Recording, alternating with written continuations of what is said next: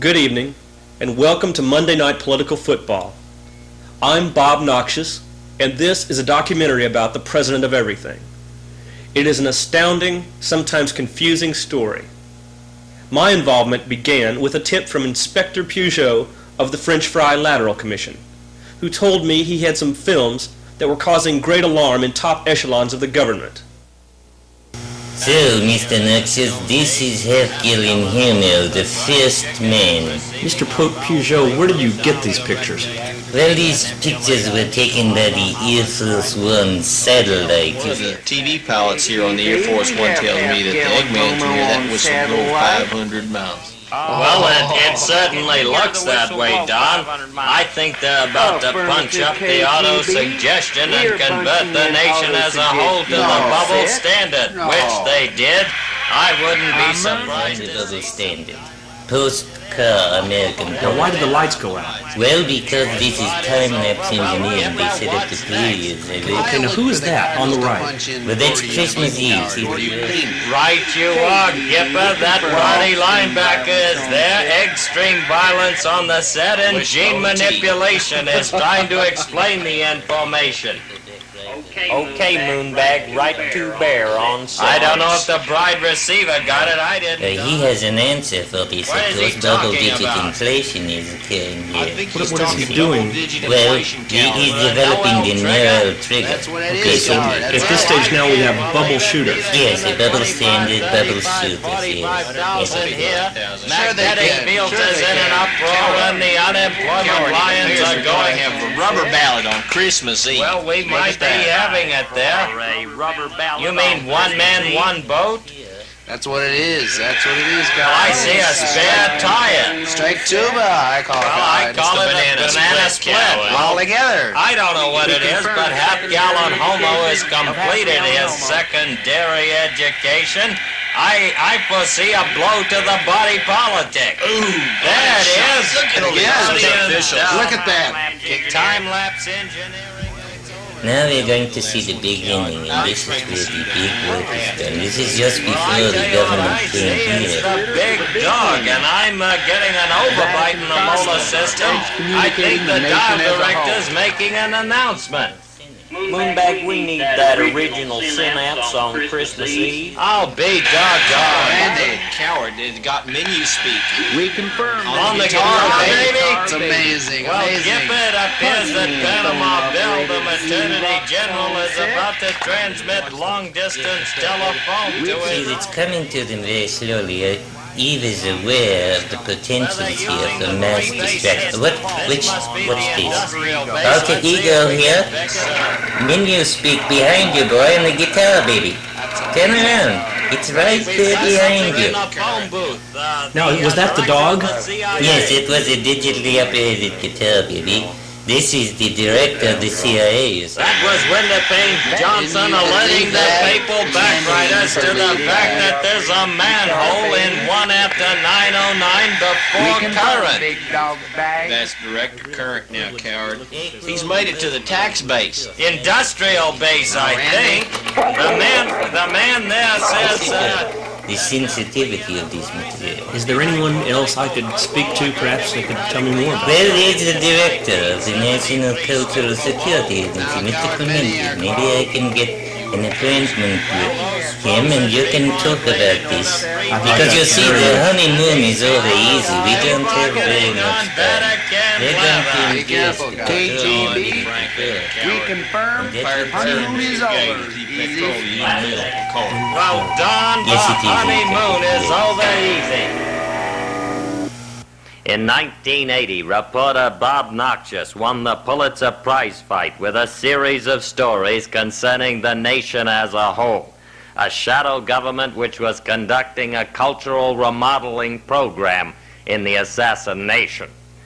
The blueprints for this fundamental remodeling of government, or frog plans, had been conceived in the last 25 years of the hibernation and had come to fruition during a period known as the Vinyl Days. Our long national nightmare is just beginning. Bollie Shade, Now the president of everything was a central figure in the plot which straddled centuries of pre-recorded time. Noxious was determined to unearth the background of this man who referred to himself as the last best hope for musical progress in a reclining age. Noxious spent most of 1981 tracking down leads provided by Stan Clementi, the affable director of the National Cultural Security Agency, a body so secret that its existence and its sensitive mission of monitoring developments which directly threaten our way of life have only recently been publicly acknowledged. This special report is the result of their vigorous efforts. In it you will learn the vinyl secret of the Illuminati from the man who wrote the history of the future and the autobiography of post-car America, the man who confounded the corporate prophets, the solar panelist, and the professional sports with his approach to the world of affairs, the man who invented political climate control.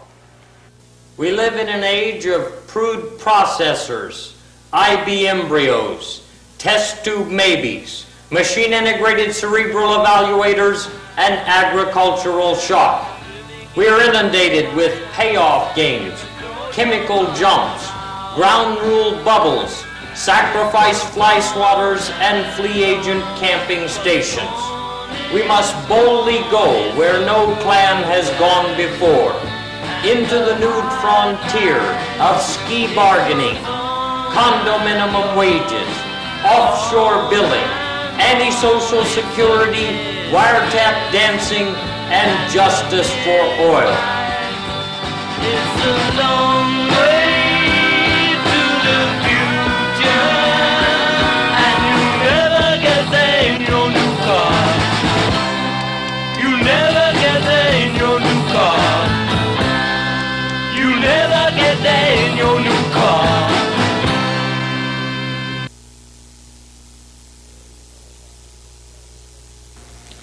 What do we know about this shadow government that is operating in our midst? Well, Bob, we know it has ties to the directors of North America, the DNA, who ruled the hibernation in the 34th century. We know that the head man, Bollie Shade, was the mastermind of an organized time conspiracy which ultimately established a base of operations here in the Assassination. What was the aim of this conspiracy? We believe to neutralize the efforts of the Ministry of Evolution for World Engineering, the MeWe, to develop a technology for introducing alternating historical currents in post-car America. I take it we're speaking of a plot to change history.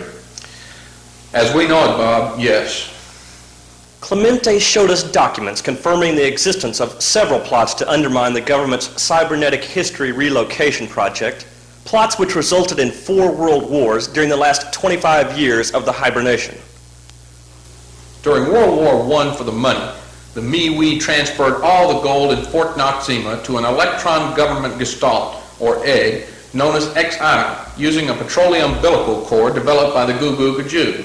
The Goo Goo Gajoo. Right, Bob. The Government of Oil's gargantuan overseas office for the general operations of the junior officers of the board. So what happened next?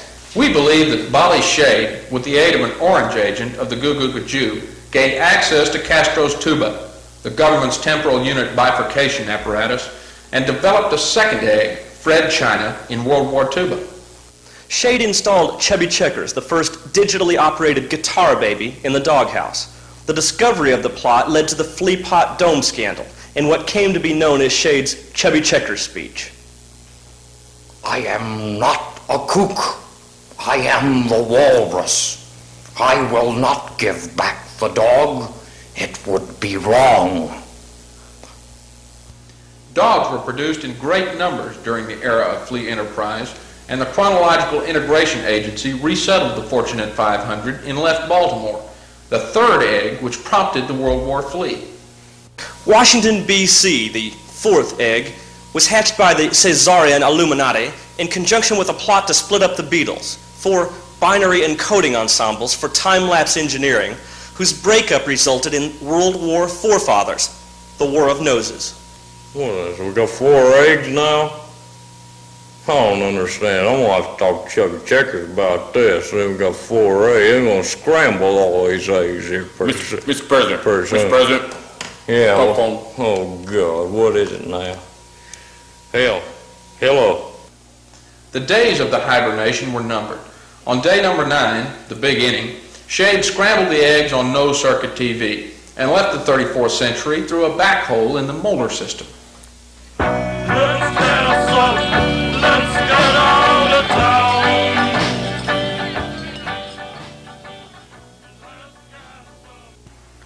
Dr. Used Carl Sagan has recently made some astounding discoveries concerning the molar system.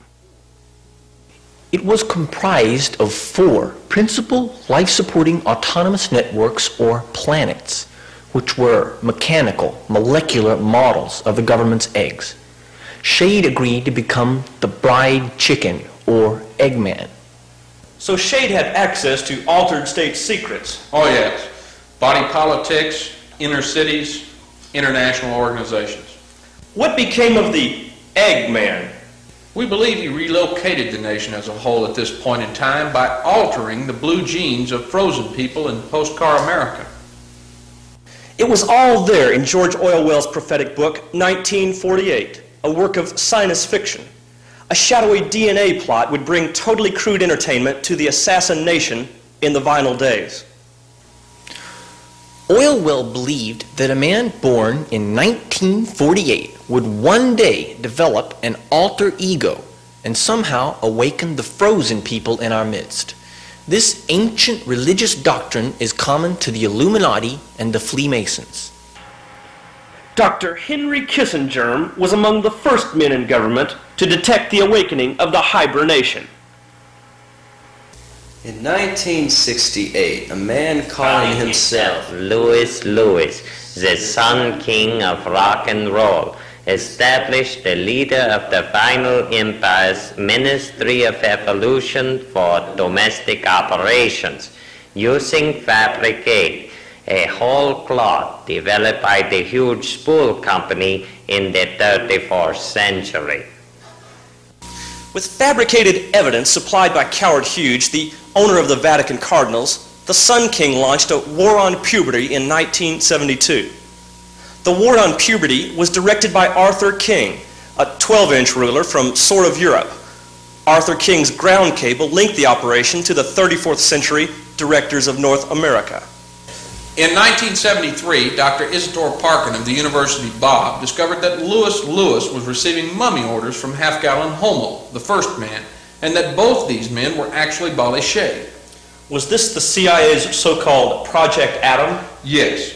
Shade had been born again and again. After all, he was a yolk singer, operating simultaneously in 4 menstrual periods. In 1974, the yolk singer developed an office complex and became president of rock and roll. The Ministry of Evolution for Domestic Operations became the Federal Maid Commission. The president surrounded himself with secret servants and declared the musical equivalent of war on an effete corps of impudent boors who characterized themselves as entertainers. My mama told me not to say that. Am I wrong in that? Yes. We will declare the musical equivalent of war. We must eliminate kooky weapons of mass distraction. Shade locked horns with the Organization of Performers Everybody Knows, OPEC as we know them, who responded by increasing the price of its crude products and financing a special platoon to enucleate rock music, sperm. We must recover Castro's tuba. We will pay any price up to and including $200 billion. As Shade protested the pay of Biggs in 1975, 2 sperm agents with ties to the Society for the Preservation of Awful Music, SPAM, staged a bake-in at the president's Applegate headquarters.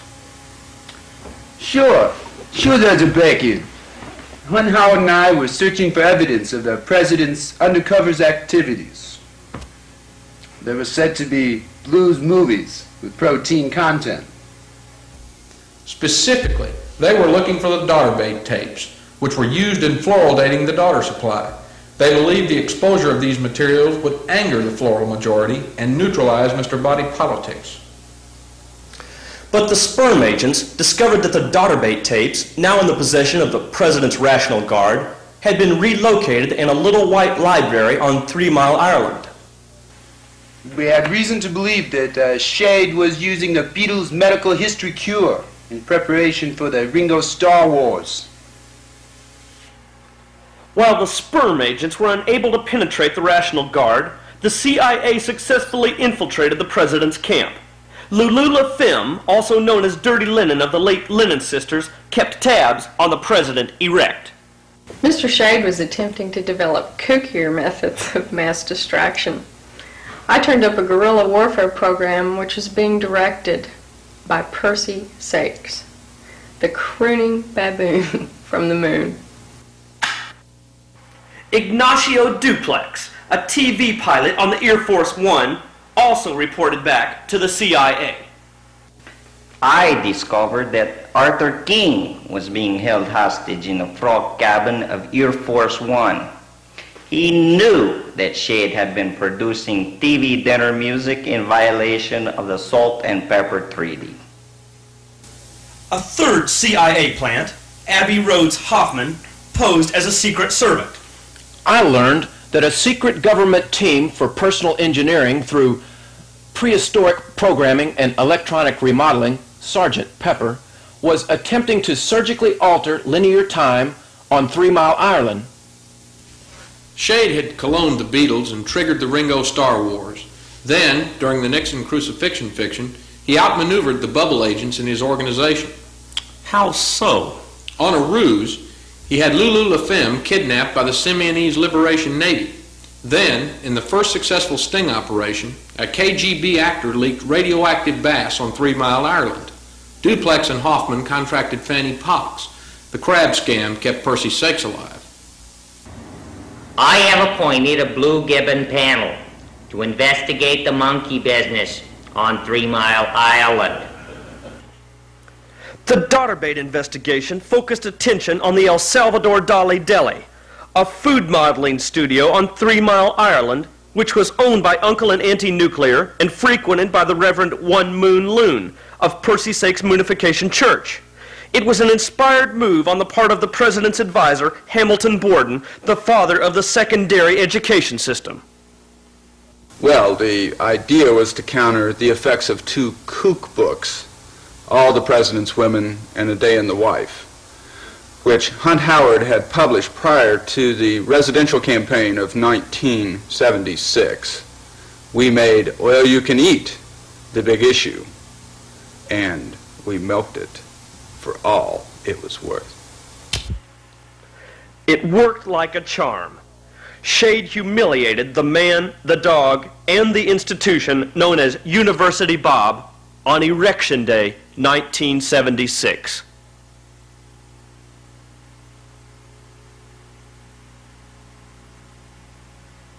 Despite the promised landslide predicted in Oilwell's book, the president continued to be plagued by charges that he had been overly zealous in soliciting women voters.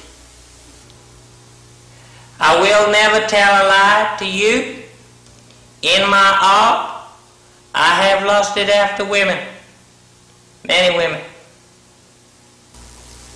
Shade believed that the bubble agents had been the sources for Hunt Howard's tracks on presidential misconduct.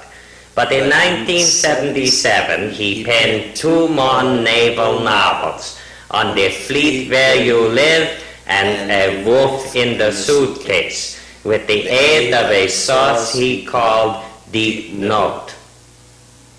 Where was Hunt Howard getting his misinformation? Straight from the horse's mouth, Bob. You see, Shade had long ago cologned himself. Deep Note was the president's seat. Moreover, he had created a government in a suitcase with Fabric 8, which contained scale model citizens, phone-operated Xerox copies of the DNA. So Howard had discovered the secret of the rock music which modified the egg rolls. Right, Bob. The dangerous precedent of rock and roll, which Oilwell termed The Mystery of the Brides of March. Shade had no choice but to silence his March enemy. Hunt Howard was KGB programmed by Reverend Loon's pseudo-military assistant, General Parking Meters, whose blue moonies were actually in the employ of Idi Amin's baptism by firing squad. Idi Amin's Caesar salad circuit bakers were seasoned professionals who now met regularly at the El Salvador Dali Deli to get rubber soul food and discuss the internal question, why Key?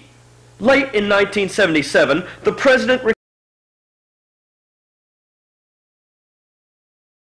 on an Auto E mission that was shrouded in secrecy.